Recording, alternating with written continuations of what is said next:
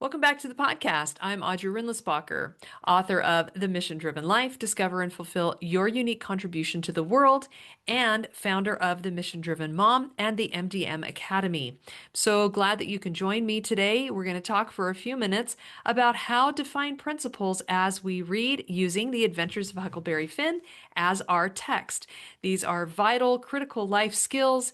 It is something that we specialize at the MDM Academy, and it aligns with the third law of life mission: love truth, align your life with principles. Here's a little summary of that law. You have a conviction that God governs the world through natural laws and principles. You understand the nature of principles and can identify them wherever they are found, regardless of who is delivering the information, how they are delivering it, or the form in which it is delivered. You are a devoted truth seeker who endeavors to find and live according to true principles. You teach principles in your home and work toward the application of principles in every area of your life. That's what it means to align your life with principles. Here's the three principles under the law of loving truth. Understand the nature of true principles. Search for principles in every area of your life. And principle three, apply true principles no matter how tough it gets. And that's what we will be talking a little bit about today. I'm going to introduce you to a little bit of the method of how we do this and break down a little bit of Huckleberry Finn for you. It's going to be awesome. If you are new to this show, then you probably want to keep listening to new episodes, but I would highly encourage you to go back to the beginning. We've reordered the podcast a little bit so that it's a journey for you through the different concepts and detailed podcasts on the seven laws and many of their principles that will get you up to speed. You can hear lots of mission-driven stories about great men and women whose influence in the world was decidedly positive. And it will just be a really fun journey for you. And if you haven't already done it, please head over to themissiondrivenmom.com and grab your free copy of the book, The Mission Driven Life. Discover and fulfill your unique contribution to the world. We've re-recorded the most updated version of that book and would love for you to be able to become acquainted with the seven laws for free. If you'd like a hard copy of the book, you can do that there as well. It's about $17. So again, thank you for being here today. We are diving into Law 3, and we're going to talk about the Adventures of Huckleberry Finn. I'm going to give you a little bit of backstory in case you've never read this great classic. It is hilarious, highly entertaining, and if you've got LibriVox, which is an app that does free audiobooks that are in the public domain, the reader of the Adventures of Huckleberry Finn on LibriVox is phenomenal. LibriVox is how it's spelled, and highly encourage you to go get that app if you don't have it. Lots of good stuff to listen to there. Adventures of Huckleberry Finn is the second book or the follow-up book to The Adventures of Tom Sawyer. In the Tom Sawyer book, Tom Sawyer is the main character, and he's got a little bit of a sidekick named Huckleberry Finn. Huckleberry Finn has been raised by an abusive alcoholic father, and he really has just never had anything. He's the poorest of the poor, has just lived outdoors, never had anything.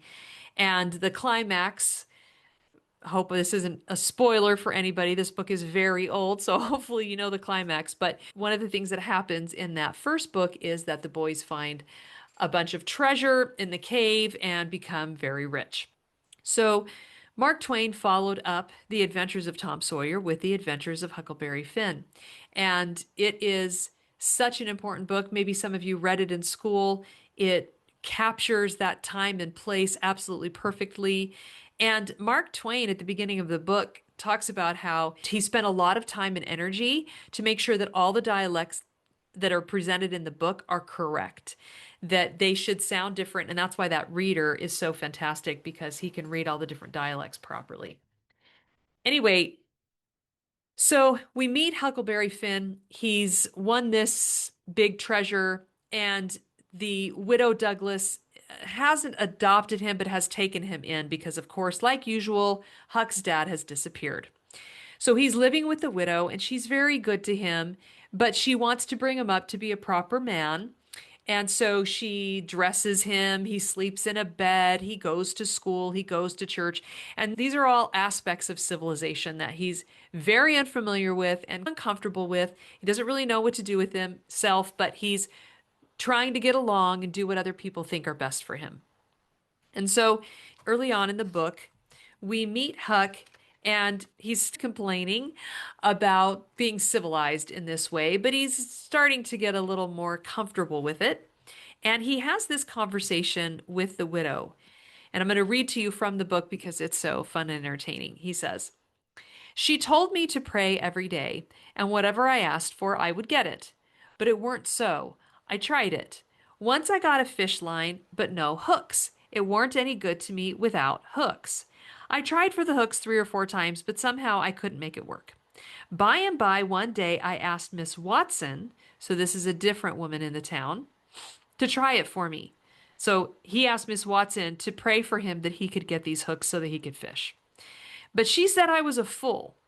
She never told me why, and I couldn't make it out no way. So here he is. He thinks prayer is for getting stuff. And so he tries to get stuff through prayer. It's not working out. So he asks for someone else to pray for him that he'll get this thing that he needs and wants. And she tells him he's being ridiculous and he can't figure out why. I sat down one time back in the woods and I had a long think about it. I says to myself, if a body can get anything they pray for, why don't Deacon Wynne get back the money he lost on pork? Why can't the widow get back her silver snuff box that was stole? Why can't Miss Watson fat up? No, says I to myself, there ain't nothing in it. I went and told the widow about it, and she said the thing a body could get by praying for it was spiritual gifts. This was too many for me, but she told me what she meant. I must help other people and do everything I could for other people and look out for them all the time and never think about myself. This was including Miss Watson as I took it. I went out in the woods and turned it over in my mind a long time, but I couldn't see no advantage about it, except for the other people. So at last I reckoned I wouldn't worry about it any more, but just let it go. He does say one other thing about this. He says, sometimes the widow would take me one side and talk about providence in a way to make a body's mouth water. But maybe next day Miss Watson would take hold and knock it all down again. I judged I could see that there was two providences, or two gods, as they were differently described to him. And a poor chap would stand considerable show with the widow's providence, but if Miss Watson's got him, there weren't no help for him any more. I thought it all out and reckoned I would belong to the widow's if he wanted me, though I couldn't make out how he was going to be any better off than what he was before, seeing I was so ignorant and so low down and ornery. So here we have a situation where this young man has zero acquaintance with religion. He has no understanding of even the basic nature of God. And what I think is really fascinating is that he is interested. Like he's watching the people around him have these spiritual experiences and they're believing in God. And he wants to understand what it's all about. Like he's even going out in the woods and sitting and pondering it and thinking about what it all means. So he definitely cares. And I think sometimes people care a lot more than we think that they do. And they think about things more than we think that they do. We don't maybe give them enough credit. And that's what was happening to Huck Finn. Nobody was giving him any credit for the efforts he was making. This is what we love to do in our programs is help people read things or learn things or look at life or current events or whatever it is and distill truth from it. So what I'm going to do for the next few minutes is demonstrate to you how I would get at what's going on here. Now, there's 5 types of questions that we teach in the Academy. I've written an article about them, and we use them to find principles, but also to discuss things and learn. Questions are a rich source of learning that we do not use nearly enough. So if I were having a discussion in a group or teaching this book to my children or having a workshop in our MDM Academy, we would go through these 5 types of questions. So the first question we would ask is a knowledge question. What's going on here? What's happening? We all understand what's happening. I've given you context for the story of Huck Finn. He's a fictional character, but the time and place is very real, and these types of things did happen. And we know that the people around him are trying to civilize him and they're trying to get him out of his heathenish ways and make him a believer. And he's not averse to doing that. He's trying to cooperate. So then I would ask, why? We know all these things about the facts of the case. Why is this happening? And this will get us into much deeper, richer questions. Why is the widow trying to civilize Huck? Why is he resisting? Why is she teaching him about God? Why is he pondering it? And we could uncover beautiful truths by just asking ourselves why. One thing that's very interesting about our public school systems is that by and large, there's 5 types of questions that we can use to go layer by layer deeper and deeper into a text or into anything that we're learning or deconstructing or trying to understand. But our school systems stop at the first layer.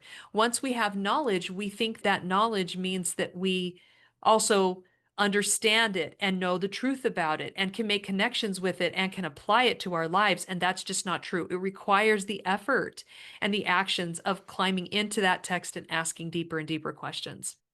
And I don't have time in this short podcast to answer all these questions, or obviously I'm not having a discussion with someone about this, but that's what I would do is say, why? And I would say one of the reasons why she's trying to civilize him and talk to him about God is because she knows what a blessing God could be in his life.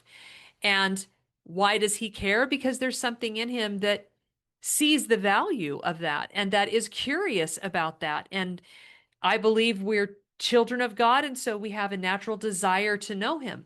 So all of these things could be things that we could discuss about why this is happening at all.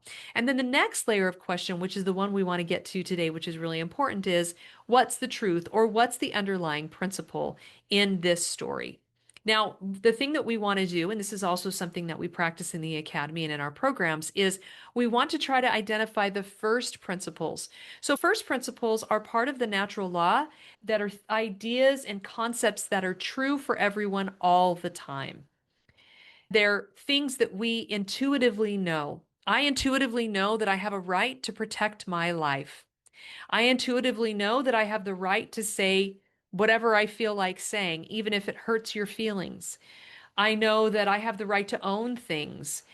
And natural rights are actually a place that we start with our students to understand truth and how to live according to truth and be a truth seeker because they're so innate and culturally understood as a general rule that they're a great place to start for understanding what are the things that we intuitively know. I would argue that one of the things that we intuitively know is that there is some kind of higher being. There is something beyond this world and beyond us. And one of the reasons, there's a lot of reasons I believe that, but one of the reasons that I feel like we all know that is because all throughout the history of the world, and even still today in the world, over 90% of the people believe in a God or a higher power. And I just think that's way too big a number across the whole human race for that much of the human race to just be wrong. That they're all so ignorant and stupid, they can't even get along in their lives without understanding that there is no God. I also believe that the first principle because even those that say they don't believe in God, identify themselves in relationship to the thing that doesn't exist. But we could get into a lot of that. So a first principle would be that there's a God and that we intuitively somewhere inside us know that must be true. And because of that, she's trying to relay the information, his guardian, to him in a way that will help him live his life more effectually. Now, another really key first principle here that doesn't seem to be talked about or taught to Huck is that his relationship with his earthly father is a mess. His earthly father is a mess and abusive. But accepting the reality of God and seeing him as the father figure that he desires to be seen as could be a huge blessing in Huck's life. The fact that there is a God, that he is Huck's father, and that he loves Huck are all key first principles that would ground Huck's life, that would give him the beginnings of a foundation on which to build his life. And even though he's going to church and they're reading these scriptures and he's being told to pray, the prayer is simply a principle of developing a relationship with this being. It's actually, I guess you could say it's a first principle of worship. Since there's a God, we should worship him. But ultimately, what's being left out of the conversation with Huck Finn is first principles that would ground him.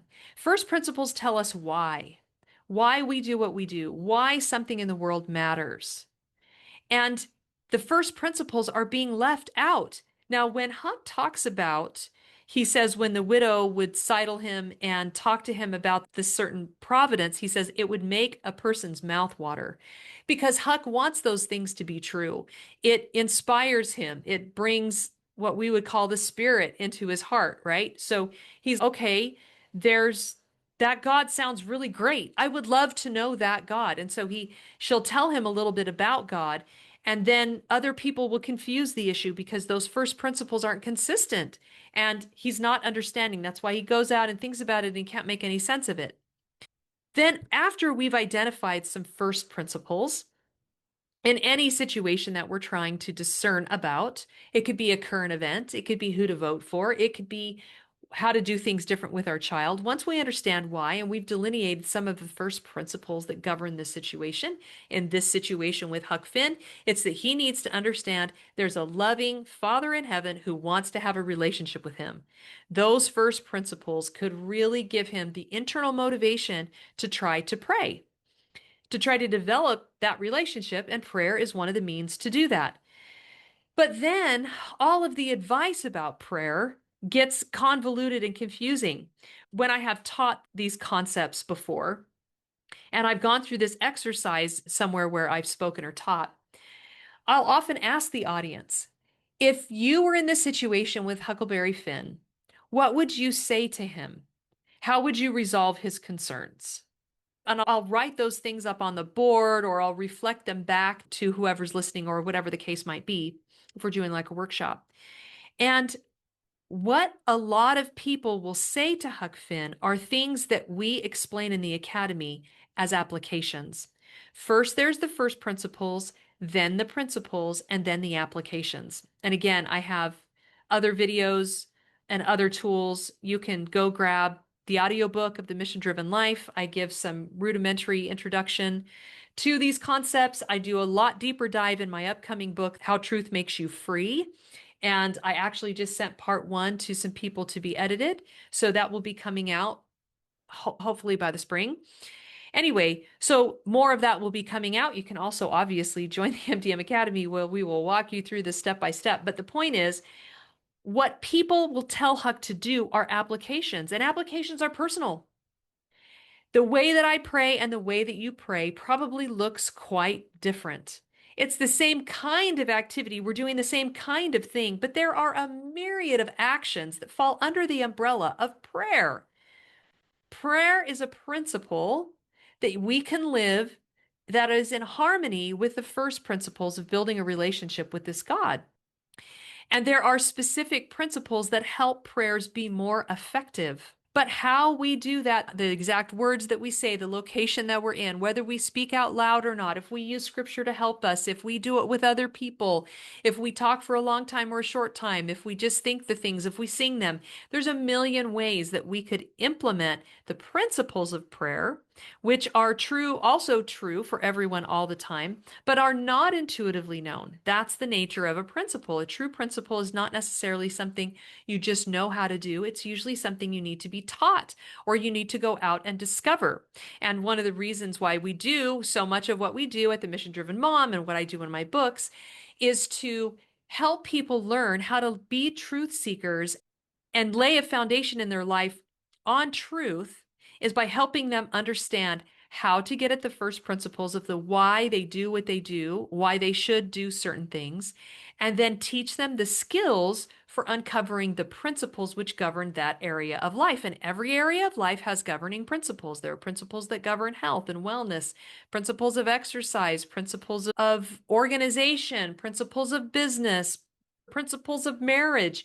Whatever area of your life that you want to strengthen or improve, whatever problem you're currently facing can be overcome by identifying the principles that govern that area and then practicing those principles with your own unique applications. And a really good example of being able to do this is Jesus's prayer. So when Jesus prayed, it's so short, so simple, so straightforward, because it's essentially a list of principles. He's giving us a model. And this is what Jesus did. You have a father, you should obey him. He's my father too. I obey him. He's got rules we're supposed to follow, and those are the natural laws that govern this planet. C.S. Lewis said they're the rules for running the human machine that make that machine run better. And here's how you should pray. And you can say his prayer. There's nothing wrong with that. That's wonderful. But actually, it's a model. It's a construction. It's kind of like a list of principles of prayer of things that we should do in our prayers that will make our prayers optimally effective. A good prayer has all these traits because these are all principles of prayer. So it says, after this manner, he doesn't say recite this prayer. That's not a bad thing, but that's not what he says. He says, after this manner, because it's an outline. He says, Our Father which art in heaven. So you address the Father. You tell him, I'm talking to you. I would like to have a conversation with you. I'd like to build a relationship with you. Hallowed be thy name. So the first thing that you do is offer worship. You immediately establish your relationship with God. He's God. You're not. You hallow his name. You're going to worship him. And then the next part is, Thy kingdom come, thy will be done on earth as it is in heaven. So you've established that he's God and you're not, and you're honoring and worshiping him, and that his will comes before yours, and that you want to help establish his kingdom by obeying his will. You put his will before your own.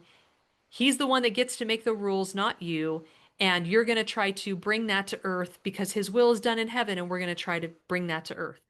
Give us this day our daily bread. So you ask for the basic things that you need to survive and that would help enrich your life.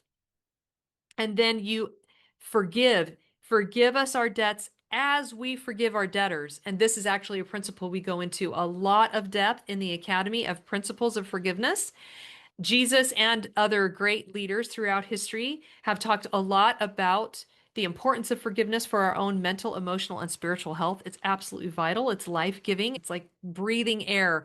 Resentment is the great killer of our souls, and forgiveness is the great nurturer. So this is a key element. We're going to be forgiven, but only as we forgive, because our forgiveness is vital to our own emotional and mental health. And then we're asking for his forgiveness. We're willing to forgive others if you're willing to forgive us, because we understand that's a conditional principle. And so asking forgiveness, repenting, cleaning ourselves up, and then making ourselves right with our brothers and sisters on earth by forgiving them too. These are all pieces of a quality prayer. These are all principles of prayer. Lead us not into temptation, but deliver us from evil. We don't want to do what's wrong. We want to do what's right. Help us avoid whatever is evil. And then again, giving glory and power up to God at the end, for thine is the kingdom and the power and the glory forever. Amen. And giving that worshipful close, again, establishing that proper relationship. We know that we owe everything to him. We know that he's in charge, not us. We are his servants, his children. And so we want to do things his way. The problem for Huckleberry Finn is that the people around him are doing in his day what people today do as well. Now, maybe if he had gotten with the pastor, and maybe part of what the widow did for him when it got really good and it got really interesting and Huck was willing to go ponder about it, perhaps those were the moments when she was teaching those first principles and principles that would have had the light of truth in them. They would have illuminated Huck's heart and mind. They would have lit him on fire, because we recognize truth when we hear it. And that got him interested enough to go and try the experiment. But the application of prayer for him, the only thing he really knew about it was that you're supposed to pray to get stuff. There's only one line in this whole list of principles of prayer that Jesus lays out for us that is about getting anything. And it's not even about getting stuff that's going to make us wealthy. Huck didn't understand how many other principles that would have helped him. But this is such a helpful construction. It's a very good example of how it is that, like Huck, we get caught up in our own problems. We have a certain lens through which we see the world. We cannot see beyond it. We don't understand. We haven't taken the time to get at the why, to understand the first principles that we're trying to get in line with. And then from that, what principles might flow. There are many other principles of establishing a relationship with God besides prayer and the principles of prayer, but those were vital. Those are so important. And Huck needed to understand them as such and then be given the freedom to live out prayer, to apply these principles of prayer in any way to anything at any time that he wanted to apply them. And practice. We talk about practicing principles a lot. Practice. Let's learn to uncover and write those actionable principles. That's how we phrase them in the academy. That's most helpful for us. And then how can we practice them? And as you go through the academy, you also learn a lot of application tools because there are some good principles for applying those principles. Be that as it may, this is a very good example of how we get caught up in our own problems and we can't figure out how to solve them because we just don't have the tools like Huck didn't. We're spinning our wheels, spinning our wheels, spinning our wheels, and sometimes we just throw our hands up in the air and give up. Sometimes we just decide this is our lot in life. Sometimes we rebel against our circumstances and just try to do something radically different in order to make life feel different. But the real answer is through the struggle. That struggle is happening in our life because there's something critical we need to learn. We can see this for Huck. We want him to have a relationship with his Father in heaven. And it would be such a boon and such a support and such a comfort to him to have a relationship with a healthy father because he doesn't get to have one.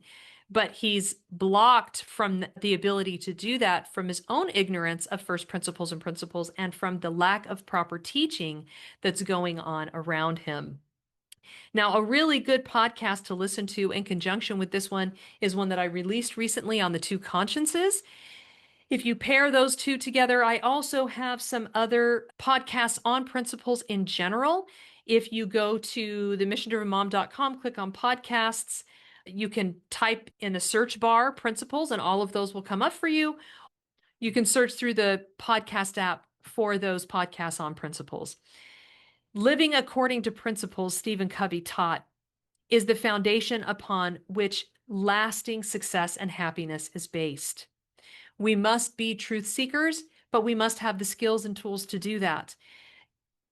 In the past, when classical liberal arts education was mainstream, there were a lot more tools. That's why if you go read older documents or you read the writings of those who lived 150 years or more ago, especially in the West and in America, you'll hear a lot of words like natural law and first principles and truth and duty and virtue and character. And these all are wrapped up in a kind of education and a kind of approach to life and approach to problems that is incredibly liberating. That liberal in classical liberal arts education, the root of liberty, it is freedom. It's an education to be made free. The truth can and will make you and I free if we know how to recognize and harness it properly, if we know how to articulate it to ourselves and others, and we know how to apply it in effective ways. That's at the heart of everything I'm about and everything that we're doing here. I have seen it revolutionize and transform the lives of hundreds and hundreds of students. I've seen it help and give aid to the thousands of people that we've talked to and that have purchased the book over the years. And so I just want that for you. And I thought this little demonstration in this story of Huck Finn would be very helpful for that. Later on, his lack of ability to connect with God and pray also is a roadblock for him when he's trying to solve another difficult problem because, as I talk about in the two consciences, there's a battle in his heart and mind between the social conscience and the divine conscience. He thinks that because of what he's heard and been told in the South by certain people, that slavery is right and that he ought to return his friend Jim to his slaveholder. And he's having this battle with himself about that. And the lack of ability to pray and connect with God, to understand his own divine conscience, and to find the truth is a real struggle for him. In the end, he's our hero because he goes with his own real, true divine conscience instead of what society is telling him. He decides to continue to protect Jim, which is so endearing and beautiful. But it's a great read. There's lots to look for there, but I think you can see that bringing even just this one simple tool of the 5 types of questions, although there are many others that you can bring to bear in your life that will help you to weed through all of the information and be a much better discerner and be a better truth seeker and lay your life on a foundation of true principles that we want to help empower you to be able to do. I hope that little window into how to live by principles and the value and power of first principles and principles was enlightening for you today. Thank you so much for joining me. Again, go get your free copy of The Mission Driven Life, Discover and Fulfill Your Unique Contribution to the World at themissiondrivenmom.com. Thank you for being here, and I'll see you next time.